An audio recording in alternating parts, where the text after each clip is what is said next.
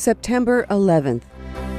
In India, at least 55 people are killed after a driver lost control of a bus carrying pilgrims from a temple in Telangana state.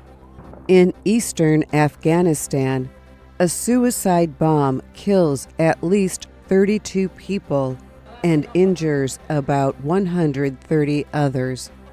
On the Ethiopia-Eritrea border, a ceremony marks closer ties between the two countries.